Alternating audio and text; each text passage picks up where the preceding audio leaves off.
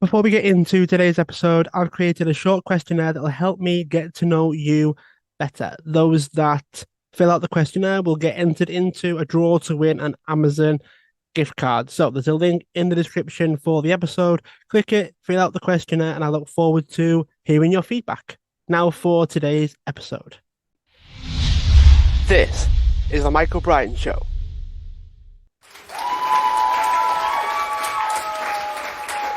Hi everyone, welcome back to the show. And today I'm joined with Irina Tsukerman, who is a human rights and national security lawyer based in New York. She also is the editor-in-chief of the Washington Outsider, which is a project with Scarab Rising, which she also is a big part of. So Irina, thanks for joining me. This is going to be quite a fascinating conversation today. Thank you so much for inviting me. So let's talk about your background as a lawyer to start with. I'd be really curious about how you got involved. What was it like moving through the different areas that you were a lawyer practicing in? I imagine you can pick your area to a certain extent. So what was that like for you? Well, I've wanted to be a lawyer since basically junior high school, and I also knew I wanted to incorporate some sort of international elements into that. After 9/11, I got to see a lot of it firsthand. I also felt that I kind of wanted to contribute to resolving the issues that were happening all around me. I wanted to contribute to security related issues somehow, but it was, a bit of a long journey. I studied Middle East, I studied international relations in college. When I went to law school, there was an opportunity to study national security law specifically, and my law school for them was one of the forerunners. Now it's a trend. Now many law schools across the country have that area and they have centers on national security. But at the time I was starting out, it was still relatively rare and limited, and it was a bit of a novelty. Um, as an area of expertise, I mean, many law schools offered separate courses here and there, but most lawyers went into very practical areas where you could make money quickly.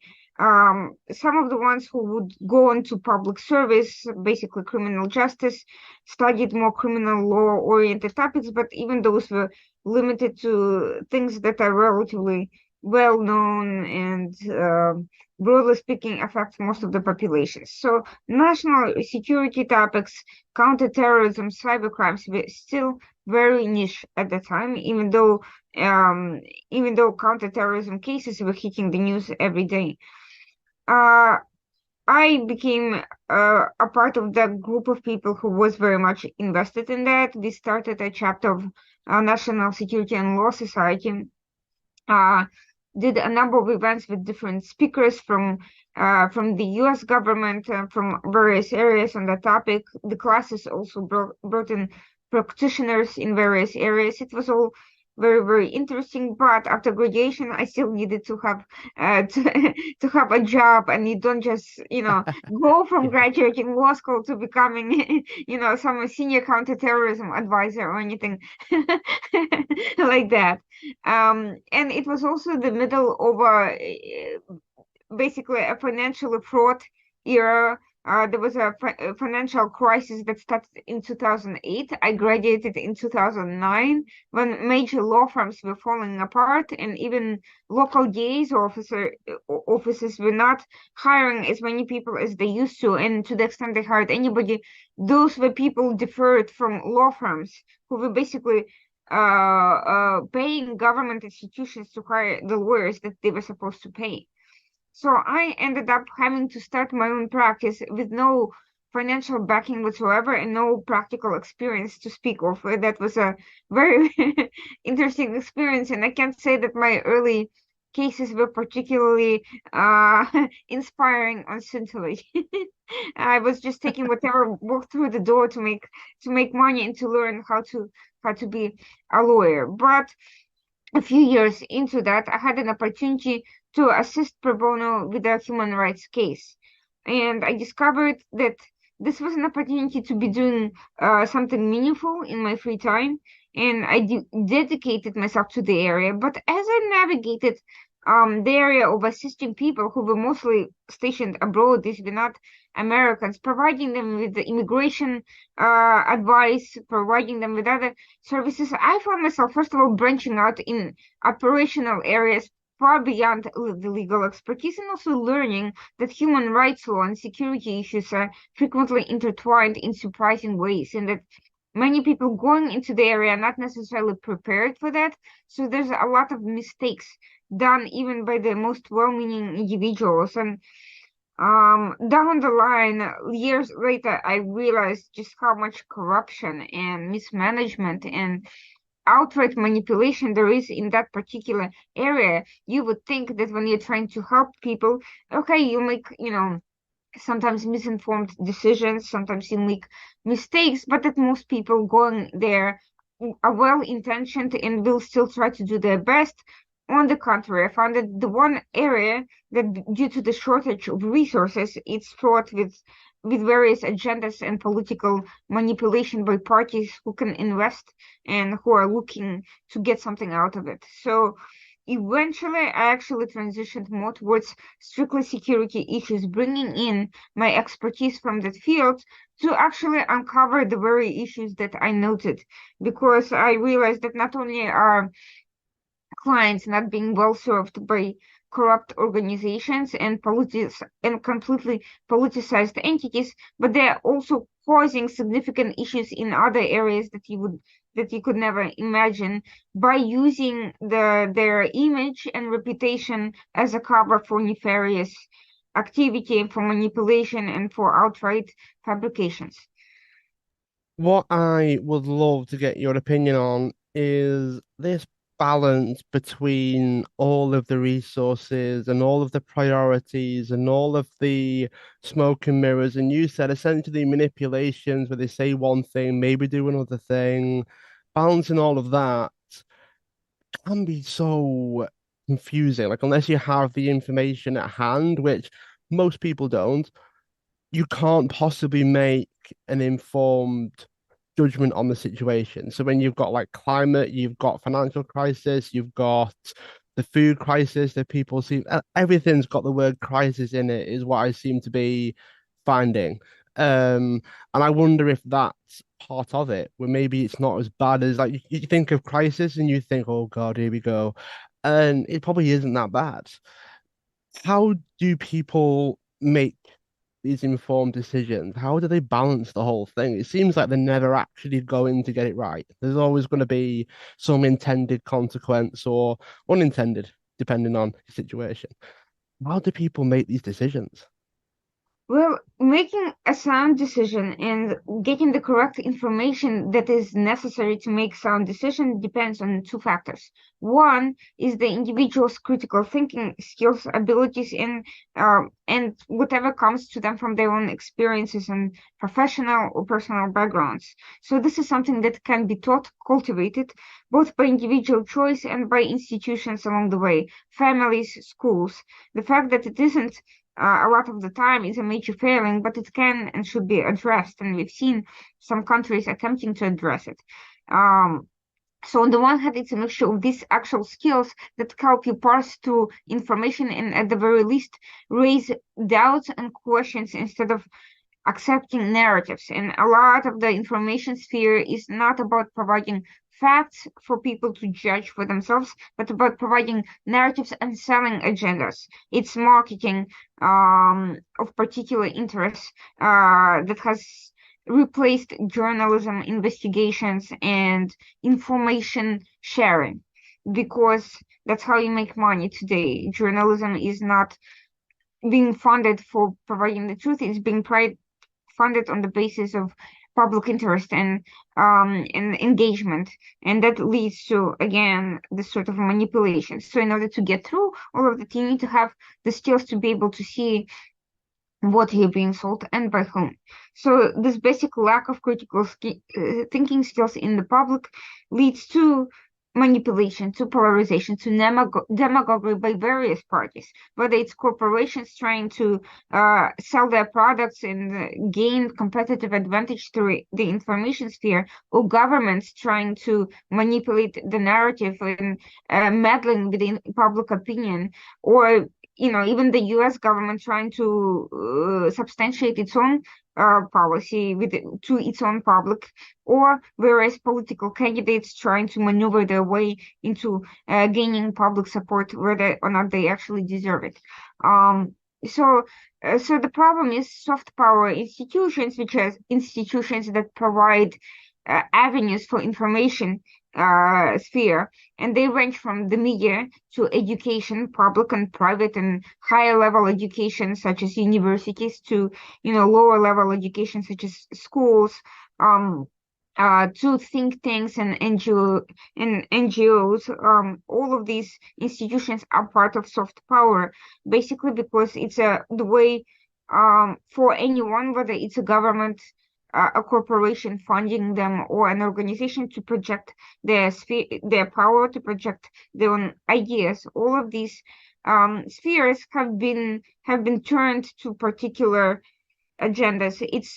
It's their responsibility to inform correctly and to provide guidance and information, but this is not really how anything works ever anywhere on the planet. It's not just the US or Western world or English speaking world. It's everywhere. These institutions reflect biases, they reflect agendas, and they reflect investments from whichever party backs them.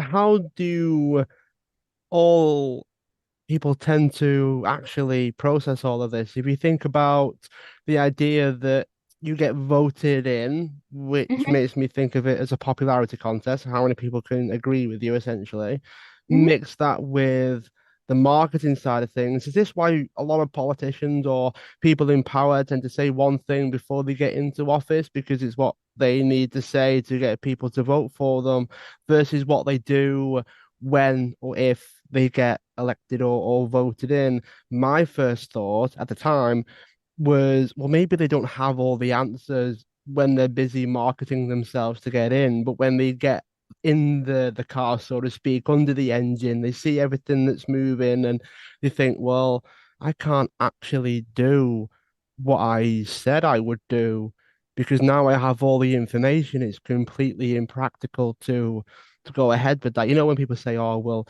reduce taxes or we'll increase the minimum wage or whatever it is. And then they realize that in order to do that, you've got to shift all these gears over here to be able to afford to do those things, which then impacts things in other ways. And it's the only way they can actually follow through. And what they originally said was to take from some other policy or way of doing things, and they simply won't do that because of the consequences that they didn't realize when they were marketing, trying to get voted, that sort of thing. That's what I thought, where they didn't have all the information until they were in office, and now they are in office, they realize it's completely not doable. But then, am I wrong? Is it actually the fact that they now don't want to? They just said whatever they said, and now they're actually going to enact the thing that they originally wanted to do but couldn't tell us because they wouldn't get elected that way. That's only part of the picture, although it is certainly a part of the picture. I can't imagine that everyone sets out to be an intentional liar. I do think a lot of the time the politicians tend to try to want to accomplish what they set out to accomplish, whatever that is. The problem isn't just the political machinery of it all and the logistics and the practicability of enforcing their own agendas. The problem is who drives the actual politics, and it's not the politicians themselves. It's mostly their staff, and the staff is informed by a variety of sources, from their own personal agendas to broader agendas of the political office to the sources that are made available to them, and they have limited time for all these many issues. So whatever sources they happen to come across or someone sends them, that's what they tends to inform their opinion and their political groupings, of course, and so forth. And also lobbies. You can't underestimate the role of lobbies, but the problem is you can't outright limit or ban lobbying because it's frankly illegal. You want people to be able to contribute to the political process by sharing their perspectives and to fully inform the things. What's illegal is corruption, quid pro quo exchanges for politicians to adopt particular positions without fully weighing in the interests of their constituency. That's illegal, but the lobbying process in itself not. Unfortunately, all too often it gets abused, so it's up to each individual person to stay as informed about the agendas and as unbiased and objective and uncorruptible as possible. So the problem is not the process, the problem is always the people and their choices. So a lot of problems, human-based problems then, like corruption makes me think, okay, well, maybe it's just friends doing each other favors. It sounds a bit weird to call it corruption. If you understand my kind of reasoning with that is everyone's friends, they're all doing things for each other, which at our local level between friends doesn't seem so bad. When your favor, for want of a better expression, is, I don't know, cutting costs of oil, let's say, because I helped you out back in high school and you owe me kind of thing. It seems a very weird conversation to have when corruption, in layman's terms, is doing each other favors and doing things for friends. And it's a similar kind of thing, but corruption's also a version of manipulating something like I do something for you, you will inevitably need to do something for me. It makes me think of like conspiracy theories in a way. You know, when there's a conspiracy theory about something and no one really knows if it's true or real or Mhm. even even remotely real. Sometimes it's literally just a marketed thing to stir the pot a little bit and keep people guessing in a way.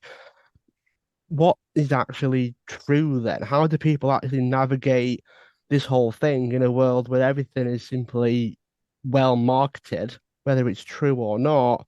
Makes me think if something was true and it was put out there for everyone to absorb, to see, to hear, to feel that it was real, would we actually trust it, or are we just too suspicious now and too like, well, maybe this isn't real? How do we navigate this whole landscape? Because if we think about climate change being the obvious one, how do we know what's real, what's not, whether we're even impacting it ourselves at all? How much of a difference do we actually make? Everyone has their own opinions and supposed facts about the situation.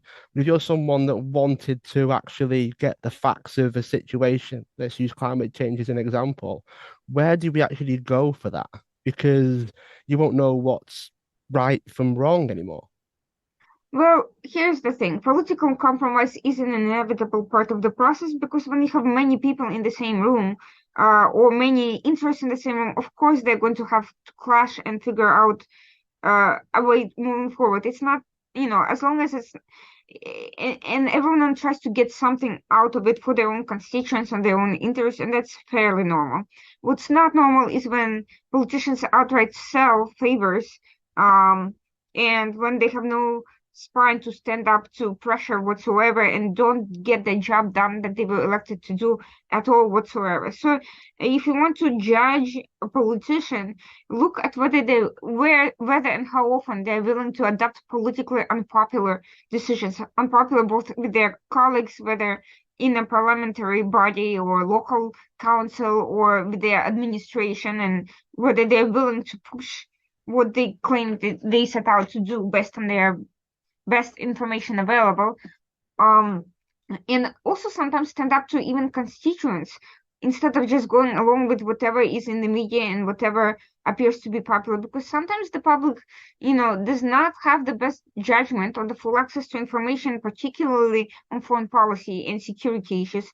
I would say the public should have a lot more say on local issues because they're the ones directly affected and they're the ones seeing the situation firsthand. But with a lot of foreign policy decisions, it's exactly the opposite. You don't always see the big picture as a local person.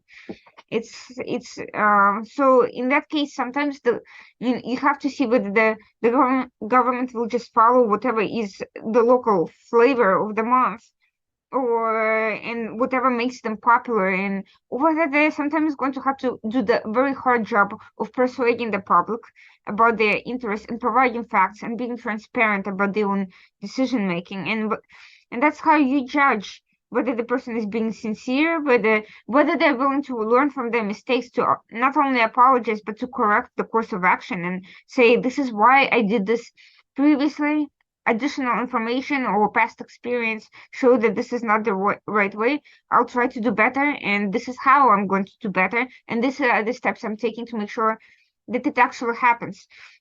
So you can actually see whether someone is sincere or whether they're just, going along with the flow and saying whatever they want. There are ways to distinguish amid all this, all this fog of war of the political process. There are ways to discern who is the real deal and who is just a demagogue trying to score political points.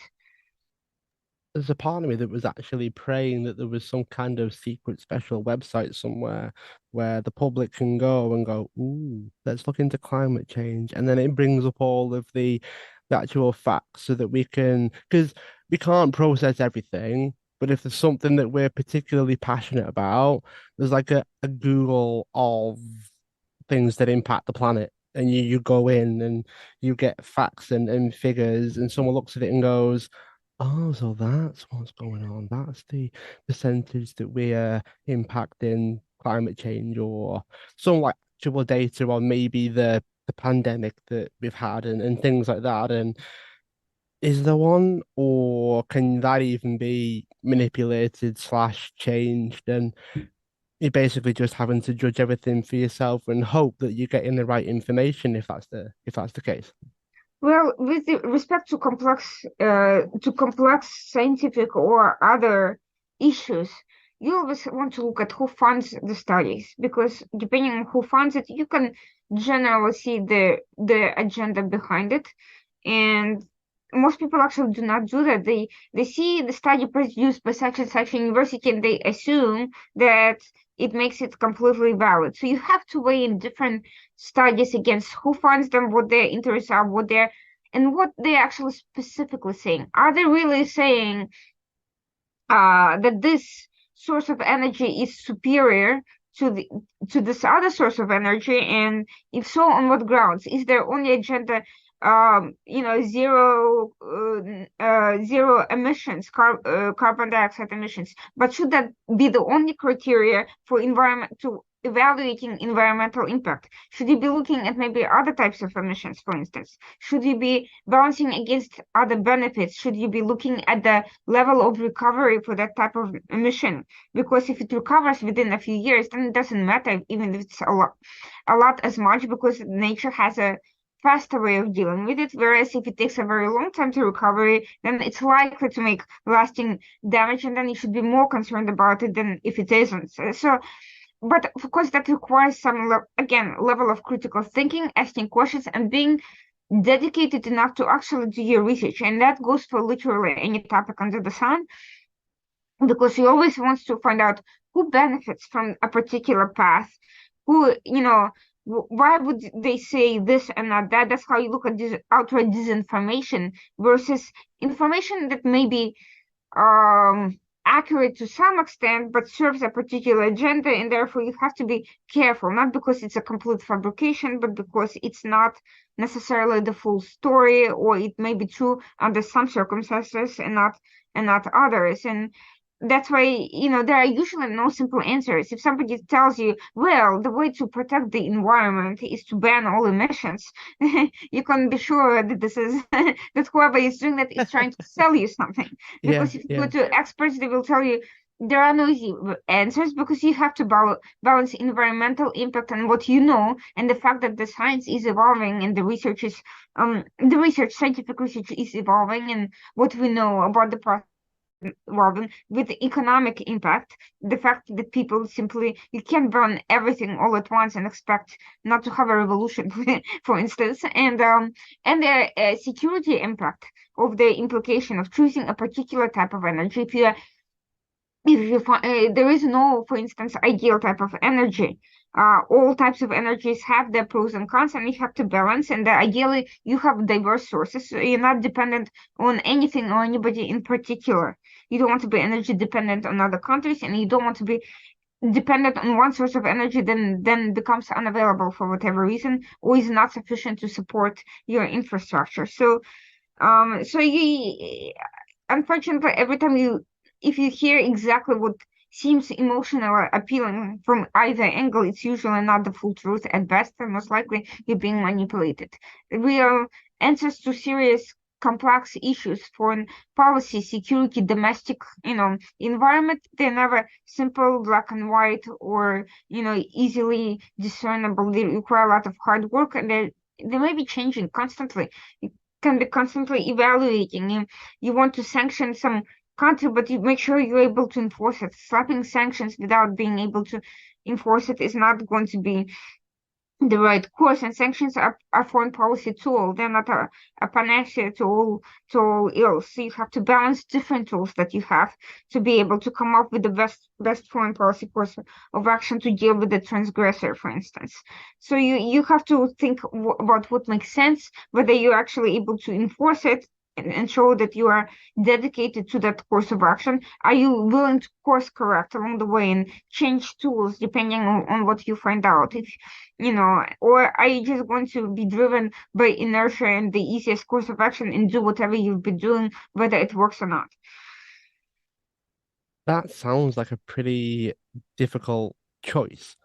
And then you, as a lawyer, have to go in and pass all this information, compile it in a way that makes sense. And it's like trying to make a slightly better mess of the mess that you've been landed in and hope that you can make it a bit more of an effective mess. It must be so complicated for someone to really make sense of it. And I suppose that's what other people are there for. They have access to the information, they have access to some that are more factually accurate than others.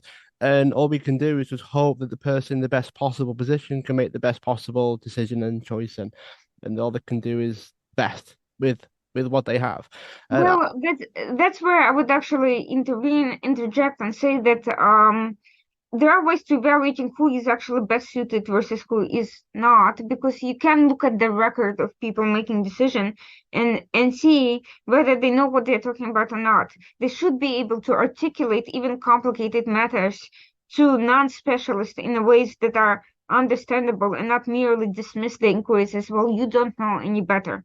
That doesn't mean that every regular person is going to be an expert. On the contrary, but experts should be able to explain their thought process, and they should be able to address specific research and point to their findings. And people who deserve to have authority for their records should be people who are constantly reevaluating, questioning their own findings and their own course of actions, and who have results to show for it, not just titles, not just claims. Oh, well, I've been recognized by so and so, and I have 10 PhDs and membership on 5 boards. Therefore, I'm automatically entitled to the authority. No, that's a logical fallacy. That's an appeal to titles, to authority, and not to evidence of the fact that your course correction. Are you able to make a compelling argument? Are you able to present your own evidence? And are you able to answer critical questions by your opponents? That's how you figure out who is actually for real and who does not, who acquired their titles and whatever else simply by virtue of being in the right circles and and saying the right things to the right people. I found a lot of them actually bring up things like the economy when it comes to making decisions. So whether it's the climate crisis, food, whatever else, they always seem to relate it to the economy, even for a short time. They always bring it up, Mhm. is what I found. And is it because a lot of people are more financially motivated? So if something's good for the economy, that is then causing the assumption that it's better for them as an individual financially. And a lot of people are money driven, we get jobs that pay right, we get things that are possibly, cheaper than the value that we attach to them, that sort of thing. It's making me think that a lot of it is driven by the things that motivate the individual. Like if we weren't so money motivated, maybe they'd have to find something else to justify their actions as opposed to mentioning the economy all the time to make us think that, oh, well, it's good for the economy, therefore, maybe I'll be more financially better off if I did do this thing. Is that kind of what it boils down to? Like they're trying to find out what motivates us as people and then try and find a way of linking it to that to encourage us to agree. That's kind of the impression that I'm getting. I wouldn't put it quite so negatively, but I do think that financial well-being is up there on the hierarchy of social needs. So if you look even at collectivist societies, even there, and I would say especially there, actually, material concerns come as the very basis of argumentation. Um, you will not you will not think that social or semi-socialist states or welfare states, forget communism, that we have seen the poverty uh wrought upon by the governments, but even relatively well off quasi-socialist or welfare states, I would say, like Scandinavian countries, they would not last very long if they did not provide for their constituents. The very reason why those forms of governments work at all is because to some extent they do satisfy material concerns. They do not make their argumentations by appeal to one's higher nature, but by the fact that it works in addressing material interests of the public. No matter who you are and how you argue, whether you're a diehard, capitalist or free marketer, which is a little bit different, or a quasi-socialist pro-welfare state person, you're still going to be driven by this basic need to address material concerns to make sure people don't starve to death and that their needs are met and they have their basic needs.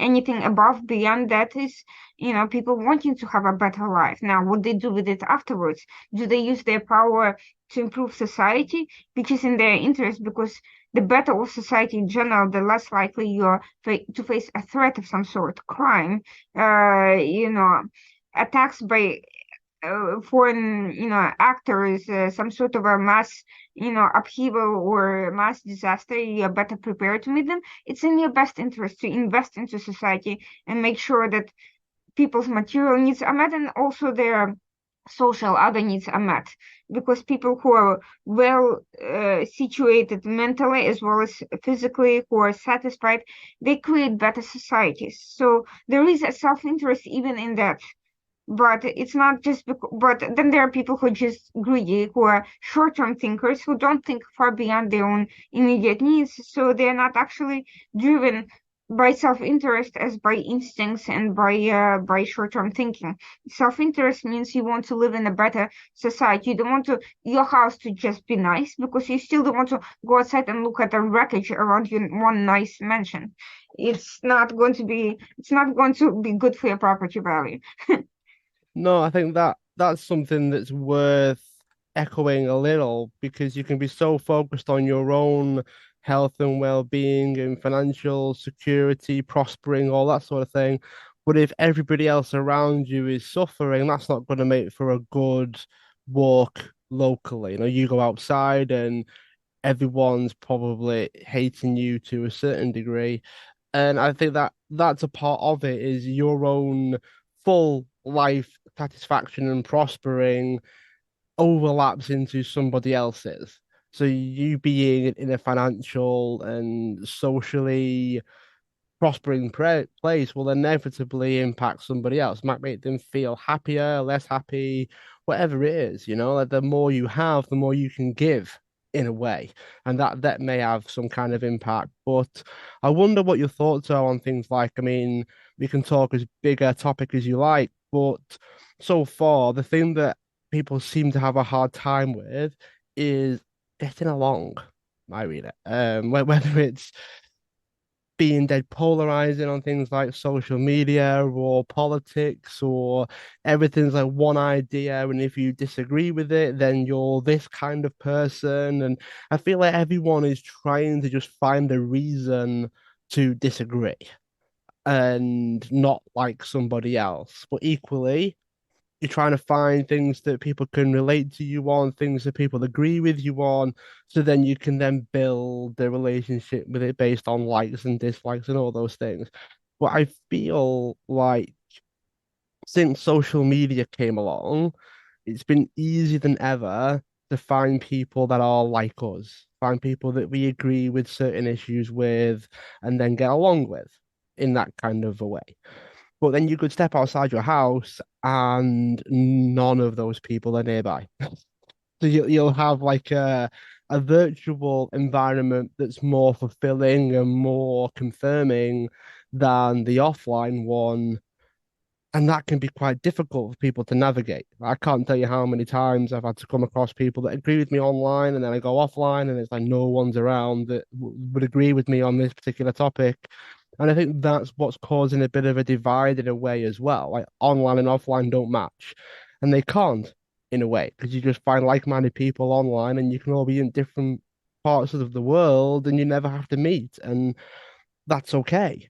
But then when you go outside and you've got to navigate conversations with actual people face to face and being able to handle that, even though you might disagree on something, seems to be difficult for a lot of people, Irina. And I can't quite put my finger on why, but it's a problem for some people. They're having a hard time navigating this thing that we've created called disagreeing in an okay way and being okay with other people that have different viewpoints than you. And I kind of feel like this whole idea of getting along with each other has become more difficult. And maybe it's just because it's what I'm exposed to. Maybe it's because of Twitter. And I do kind of think that we need to have a way of helping people get along better, helping people maybe be more understanding, helping people maybe be a bit more empathetic or compassionate, or just try and help people get along, Irina. I think people need a way of being able to get along together. So I think what what you say has a lot of truth to it, but there is an explanation for all. Social media has created this false sense of security in one's own positions, or in their rightness and correctness, and or the fact that your agreement should be the priority in your relationship with people, as opposed to other factors, just natural affinity, even if you do disagree. Uh, Morals, principles, ethics, how you treat other human beings, your character, these Aristotelian principles of friendship, as opposed to more shallow common interests or political positions, which may shift over time, by the way, because people grow and they evolve. And actually, it's not necessarily a good thing to be so entrenched in one's political or social views that you cannot not see past your own perspective. And you need to surround yourself with like-minded people to reinforce it. Is that a real relationship, or is it just your own ego trying to enforce confirmation bias through convenient by surrounding yourself with convenient placed people? And by the way, from my personal experience, the virtual relationship is that works best at ones that stop being virtual. When you meet people in real life, when you develop relationships past just this shallow back and forth online, when you see yourself as a full person with your life, with your difficulty, when you humanize as opposed to idealize, then it becomes a relationship with an attachment, with meaning, with purpose, when you're ready to go out of your way to help another person and find satisfaction in that, as opposed to inconvenience of having to travel somewhere and to meet another human being. So I think we need to shift the view of what creates meaningful relationships, as opposed to satisfying or just happy relationship, because this feeling of immediate satisfaction of just seeing what you like immediately, this doesn't last very long. It doesn't last lifelong, because people change. They encounter difficulties, whether as families, as friends, as business partners, or however you relate to. And it's your ability to see into each other's character and humanity that allows you to transgress those difficulties and to find meaning and purpose in fellowship.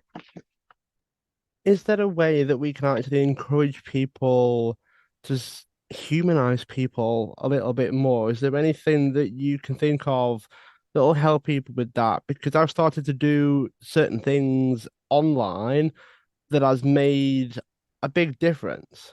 You're trying to see people as, they've got hobbies, they've got pets. You start to see a bigger picture of the person rather than just what their values and belief system is around certain topics, just their opinions on what they think is right about a particular issue. And I think that that's helped in a way. It's helped me because you can often see people and see the things that they are posting online, and that creates the entire picture of what you think of them, even though they probably have, pets or hobbies, or they've got a weird sense of humor, or whatever the case is. There's more to them that meets the virtual eye. And is there anything that can help people do that? Anything that can help with humanizing people virtually, which I would guess would impact them in the real world or offline as well? I think in whether in real world or in social media world, the more we jointly unify our efforts to help other people in need, the more we focus on somebody else and less on our own um, likes and dislikes and political positions, the more we can overcome these boundaries and the less we see people as enemies because of different political positions and more like people we could potentially work together on this one other issue, even if we don't agree on everything politically or socially or religiously or whatever else, the more these divides become less relevant because you can focus your efforts on things that matter to you both, that you do find in common, and that help you accomplish jointly something positive regardless of where you stand elsewhere. And that's what makes it more difficult for demagogues to exploit, to polarize, to drive people, and to reduce them even to themselves, to their, one or two political positions, and make them embittered and actually create this self-perpetuating circle of negativity and division and, quite frankly, hostility. How do you think people can actually have a disagreement or a conversation after a disagreement? So let's say, I don't know, we might disagree on climate change. Let's just say. Mhm. Well, then we might go out for a drink one day, knowing that we disagree on the climate change issue that we're facing right now. I don't think I'd have a problem with that, Irina, being quite honest. But then some people would sit there and go, no, I can't. They disagree with me on the climate change idea, and therefore I can't be in the same room with them. And it's like it's become so intense. It's It's become becoming. so emotionally charged Mhm. that I'd have a drink with someone that supported something that I hated, and it's okay. Why? Well, we don't talk about it if we don't want to then cause an argument. It's like we know we disagree ahead of time. Why would we bring it up? It doesn't make sense in my head. It doesn't make sense to say, right, disagree on climate change. Irina seems quite nice. We'll have a drink one day, go, oh, what about this climate change thing, Irina? How dare you possibly think that we need to? It doesn't make any, it's almost like we're creating the problem if we know it's happening ahead of time and yet we still do it. It's almost like banging your leg on a table and then blaming the table. It doesn't make any sense. How can we get to a point where we can disagree on some things, agree on other things, and still kind of get by knowing the disagreement? It's like we're so emotional about it, we get so intense about it that everything else is ignored. And we just kind of ignore the good bits and only focus on the bad bits. I think part of the growing personal growth and just part of growing up is shifting away from black and white thinking and gaining enough humility to understand the limitations of your own knowledge and your own perspectives and being open-minded and intellectually curious, open to hearing other views and open to being wrong or potentially changing your views or understanding that not one person is, an expert on every single issue. And even if they're an expert on this one issue, they can still be wrong. And you can still be wrong and you can still reevaluate your own thinking. And frankly, even if the other person is wrong, does it really matter so much?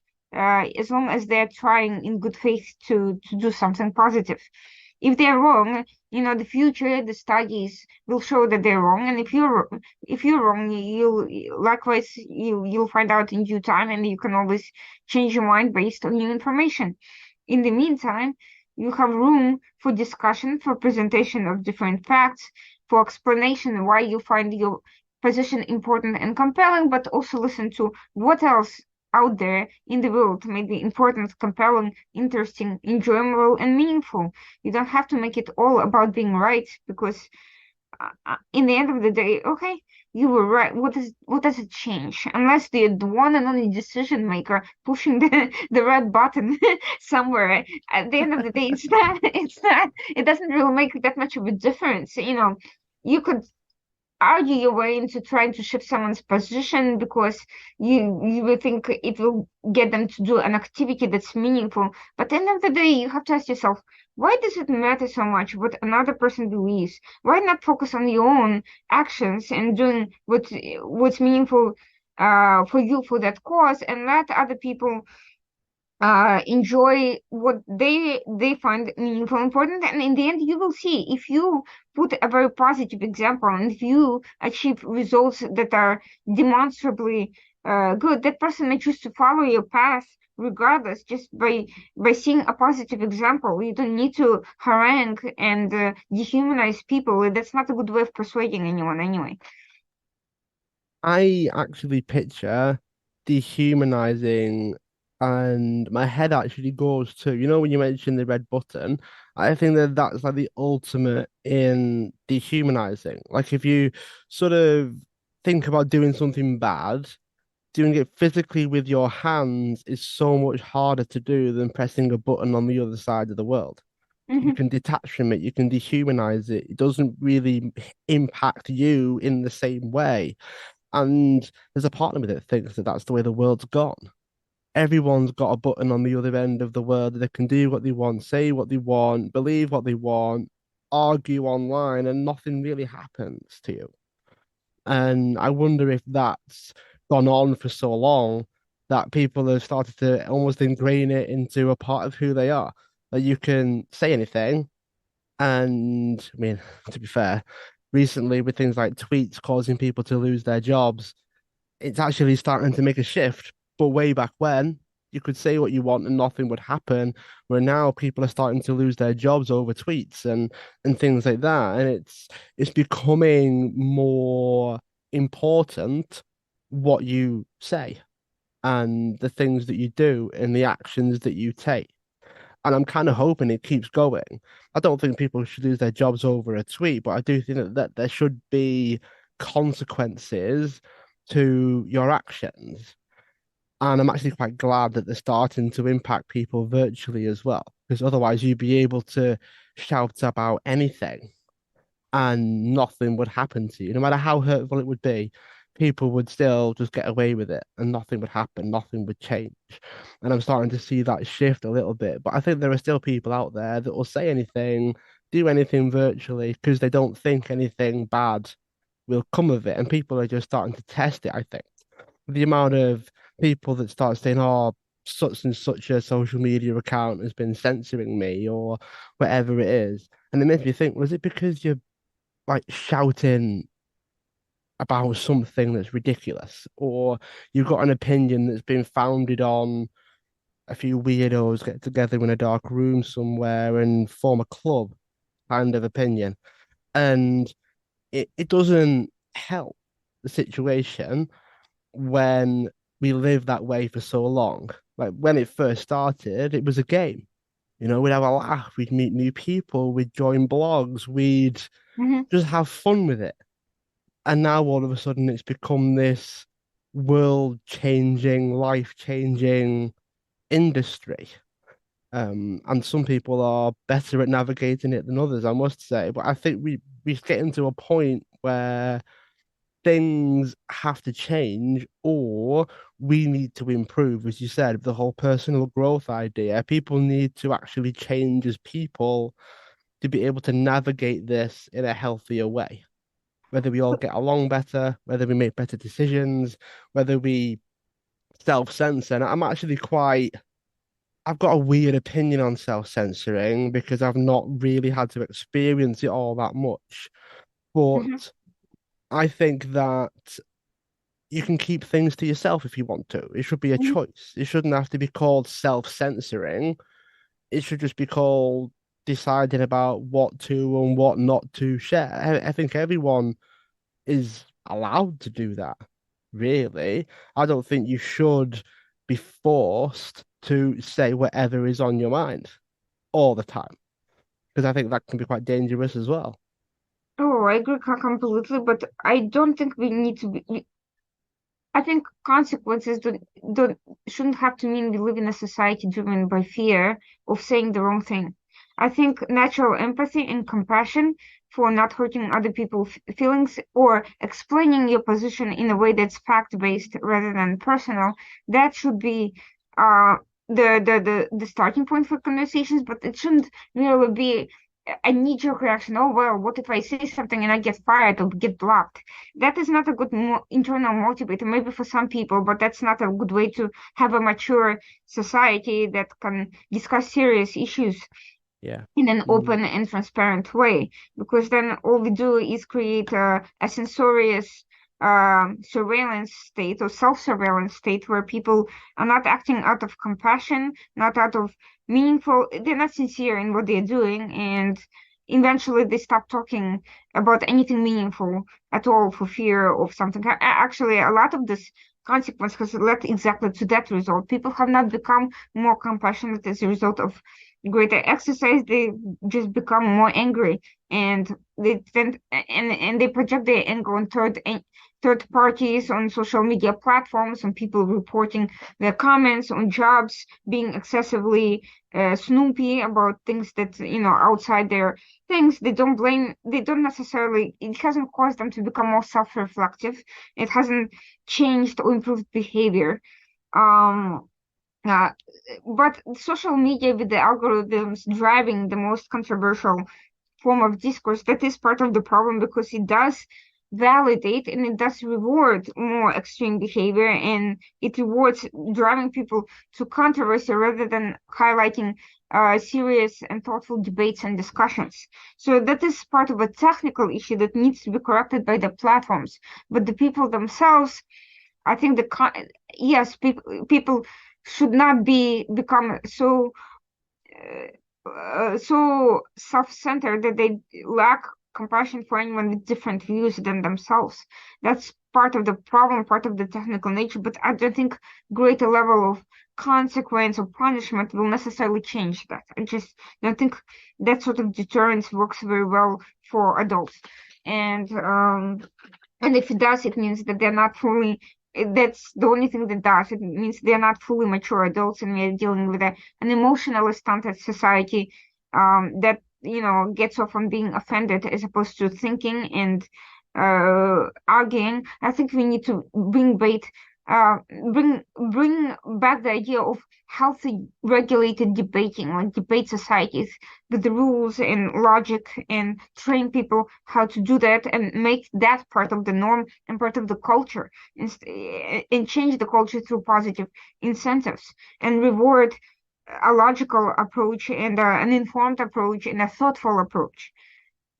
What do you think about the idea that it was probably intended to allow for things like debate and thinking and possibly changing people's minds and helping them refine their thoughts and things of that nature and all the kind of things that would make for a healthy society and a healthy debate, but it's not gone that way. Is that accurate? Do you think they went in with, okay, let's go for the best of intentions here. We need to encourage people to get along, even though they might disagree. And then ads came in and financial backing came in, and the fact that there's a financial incentive towards keeping people in these confirming echo chambers and things of that nature, because then the ads can target those people as well, and it drives the revenue model that a lot of these systems tend to be built around. Do you think that has anything to do with it? And would you say that we can actually have a society that you talked about that's open to debate and critical thinking and helping people make their own decisions and get along even if we disagree? Do you think that that's actually possible with the system that we have, where it just needs to be used better by people like us, humans, the general public trying to? Because I get a funny feeling that it's a very short step from being fear driven to being compassion driven. than empathy driven because the actions might look similar, but it's the intention behind it, it's the mindset behind it that's kind of making us healthier. Like we're doing similar things, but we're healthier while we do them. We have a more effective way of governing ourselves, I guess, while taking certain steps. And I wonder if it's possible to make that shift from being fear based to compassion based, to being more empathetic and trying to have these debates. What do you think about all of that? Is it actually doable? Is it possible? Do you think that they went in with that kind of intention to start with? And because us being people and we're flawed and plenty of flaws as well, it's not gone that way. Like they wanted it to be that way, but it's not. Well, unfortunately, I tend to have a darker look at the situation because I think the issue is not just with ads. I think a lot of these things are responsive to what works. And what works is emotional manipulation rather than argumentative debate. If you're a demagogue wanting to amass as many followers or to get people to buy into your product, it's a much easier path to press against the emotions than to engage in logic-based debates. More and it's people are more responsive to emotions, and I think that's where the education has become emotion and feelings driven as opposed to driven by logic and the need to provide evidence and to have discussions and to move away from emotions. Actually, I think more compassionate societies are driven more by logic and less by emotions because getting to the point when everyone is offended by everything uh, drives anger, not compassion. When people are completely offense drives anger and lack of compassion. Whereas when you are motivated by logic, you look at the other person and whatever their motivations, you tend to look at facts and not dehumanize them. You tend to look at their positions and not see them necessarily as a bad person just because they have a different position. And your goal is to change their mind, not to belittle them personally. So do you think the actual problem is a human problem then? Because to be logical and unemotional when the system is built to trigger emotions, that's quite difficult to do. But then it depends on what emotions. I mean, if you see someone struggling or whatever the case is, you're more likely to be compassionate towards them. But then if you're shown something that frustrates you and angers you, you don't think there's an element of it doesn't have to trigger you to Well, become angry and things like that. that's one part of the problem. The other part of it is we defined what it means to struggle. We've reduced it to a particular set of criteria, but the reality is everyone struggles. Every human being, wealthy or poor or middle class, white or black or mixed heritage or professors and janitors, they all struggling with something. They all have these uh concerns about they want to be everyone wants to be loved and cared for and valued, and they have fears and concerns about death, about health, about losing their loved ones. And this is something we need to redefine from looking at what struggle means to understanding a human condition beneath these struggles, and that people, no matter what you think they have, they also lack something else or don't always use what they have correctly, or they can be besetted by unexpected calamities, and nothing that they seem to have will necessarily, they still need support and compassion. There's value in providing people who are struggling, no matter who they are, to actualize as human beings, to make the best of themselves. I think we've come to reduce the word struggle and hardship to a very convenient set of criteria, and that actually in itself is also dehumanizing. I think the ability to humanize is probably one of the things that may shortcut all of this. I mean, I wonder what your thoughts are, Irina, where you think, okay, we've said all of that, we've discussed it. There's a lot of things in there that some people will agree with, some people probably won't. But then my head jumps all the way to the end and thinks, okay, well, what's the solution then? Like, what's the way that we can actually get past all of this and get along and help each other rather than hurt each other and be happy rather than stressed and fearful and scared and angry all the time?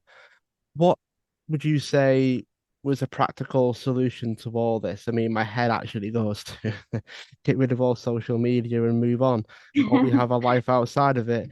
But then there's so much money in the system now that I also disagree with that because I don't think it'll ever actually go away. It'll just become something different with a lot more irons in the fire and skin in the game, and everyone will be involved. And I don't think we'll necessarily go back, is what I think.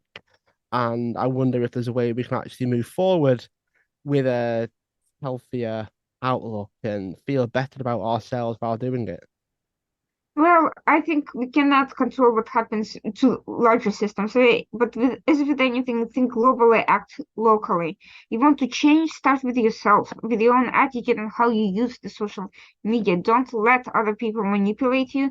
Don't channel your anger into pointless flame wars. Channel it in, if you have anger or any emotion or passion, or into being persuasive, into providing facts and providing them with passion, with zeal, but also with restraint and balance and considering other people's points of views. Restraint is not a bad thing. People look at it as with disdain, but it doesn't mean being less compassionate, less passionate, less feeling less. It means how you demonstrate it in public and abstaining from damaging acts. Show your zeal through something that's constructive and that's helpful, not through something that will cause damage. It's a quality. There is something to be, to cultivate in class in how you behave in public, and sometimes being yourself means being, taking more control of yourself and your emotions and projecting them into something that will be helpful and will not drive away or hurt your audience, but attract people to actually listen to what you have to say. Um, and you can't change all social media by yourself, but the more people that set out seeing other reasonable people behaving reasonably, the more there is a social constraint on not wanting to be seen as a clown or as someone who is not behaving appropriately in a social setting. And that sort of quote unquote self-censorship natural comes in, and the more people don't want to be in a room with people being rude and argumentative for no reason, the more there's pressure on social media companies to change the way they operate. Because if they fail in driving people apart, if this model fails and they see that people are no longer buying into what makes it work, which is algorithms driven driving emotion and clickbait, and that people reward with visibility and with interest more reasonable and more tactful and more thoughtful positions, then they will have to change how they operate themselves because there will be a completely different public demand, and they will lose followers and they will lose people, and this natural social reward will operate differently as well. It's almost like if we change how we operate as people, the bigger companies will notice that and adjust Exactly. and take steps. And you can't, it's going to take a long time and it's self-regulation, but it is possible because social media, as with anything else, is a tool. You can blame the tool for how it's made, but at the end of the day, it's always up to an individual person and how you use it. Are you going to take care of it? Are you just going to, if you have a weapon, are you going to leave it lying around unattended, or are you going to use it for its intended purposes and only then, and make sure that it's carefully and that it's put away afterwards. It's up to you. It's not up to the manufacturer. So at the end of the day, with social media as well, yes, the social media companies may be motivated by money-making agenda, but if they find a different way of making money based on a different criteria, they'll have to adjust to that. If they're no longer making money from that and they're making money from a different set of human behavior, they'll be driven in that direction. Yeah, I think sometimes it's easy to forget that we create the content for these channels for the most part. So if we think social media, if we think TV, if we think radio, if we think even like newspapers, magazines, you name it, they're created by people. It's not automatically like generated. If it's a video of someone discussing climate change, someone's recording that video. It's a person. It's a fellow human, I hope, unless it's some kind of AI doing the whole thing. You never know these days with that. No, no, you never know. So it's making me realize that there's a lot in the system that requires the person to change. It requires the human to actually change and adjust and not react emotionally, try to be a bit more logically and a bit more reasonable, I suppose you could say.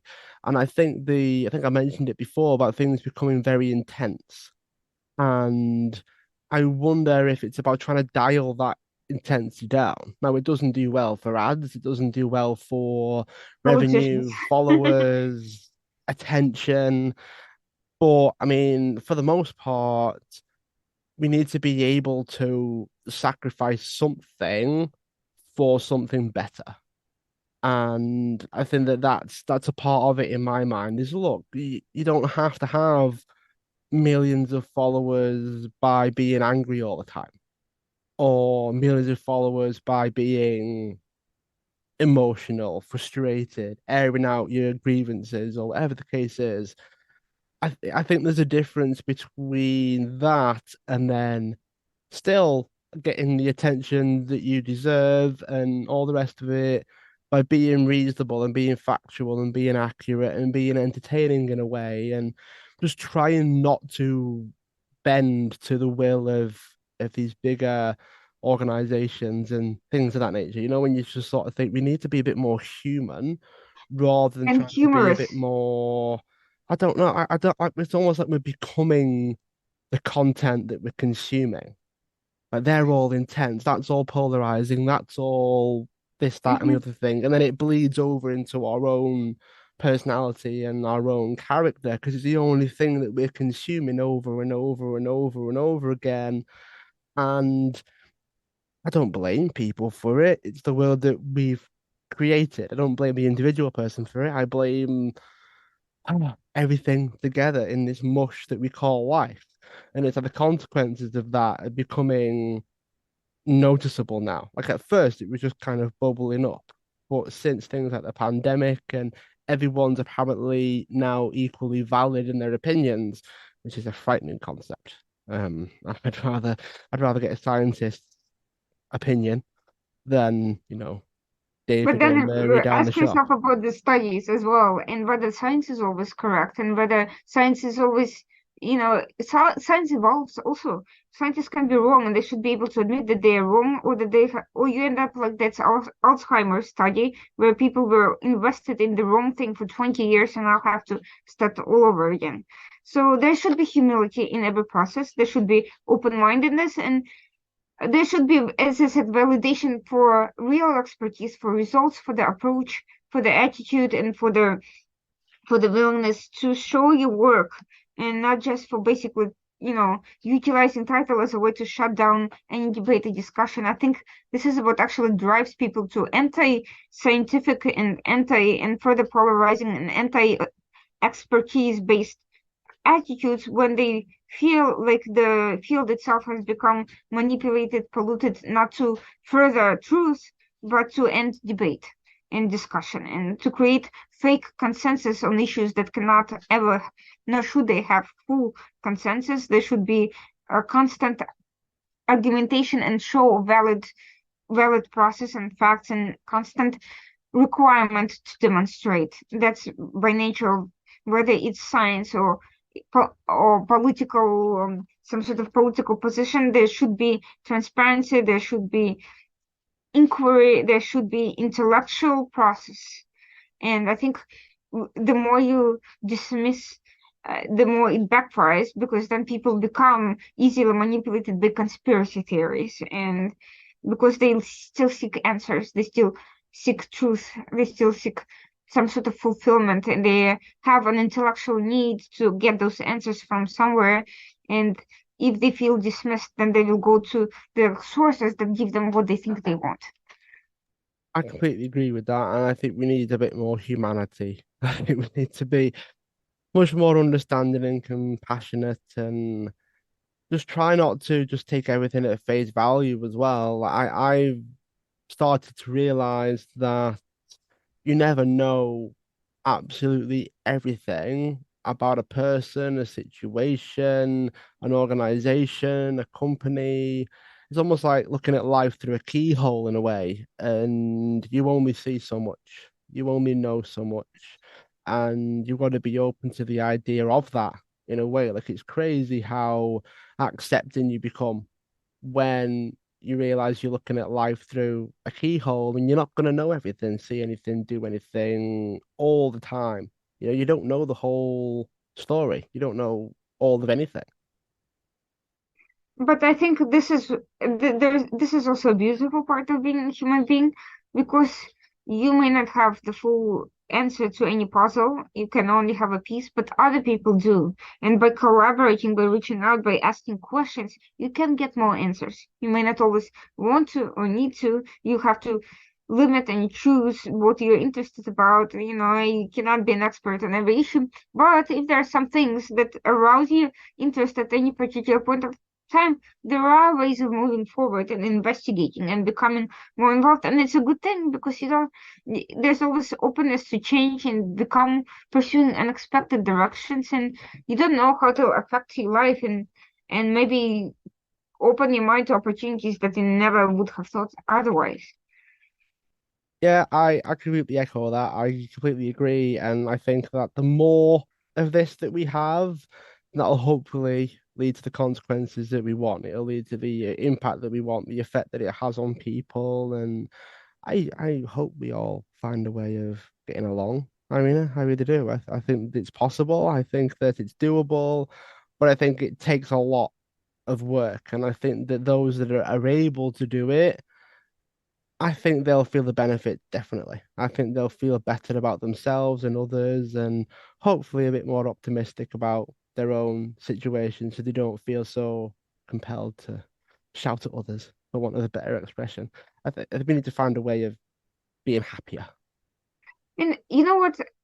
The secret that I've learned along the way is, sometimes more work, more having to struggle through something, taking the time to understand something, it's more rewarding than getting the answer right away, even if you get this immediate satisfaction, because you gain detail along the way that allows you to savor the process and take more of it and have it last longer than something that you get right away and forget about immediately thereafter while yearning for the next thing.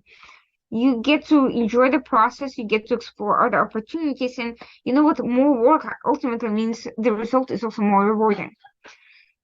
Yeah, yeah, definitely. I really enjoyed the conversation that we've had. I've enjoyed having you on as a guest, Irina. It's been fantastic. For those that want to learn more about you, enter your world a little bit, where can they go? Well, I have several websites. Scarab Rising, this is my company, is one of them, scarabrising.com. And basically, this is where I provide my services.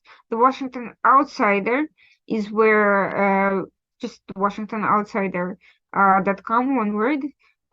It's the website connected to Scarab Rising, where I try to give voices to different perspectives that are not always welcomed in the mainstream media.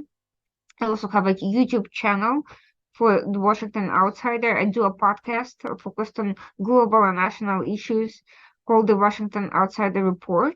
It's featured on the YouTube channel as well. You can see the recordings. It runs on the Coalition Radio based in Rhode Island in the US, and it comes out Tuesday nights at 9 p.m. and then it goes to YouTube. So, and I also have a Substack where I collect my media appearances and sometimes also write issues that I don't publish elsewhere that have to do with my work process that people might be curious about.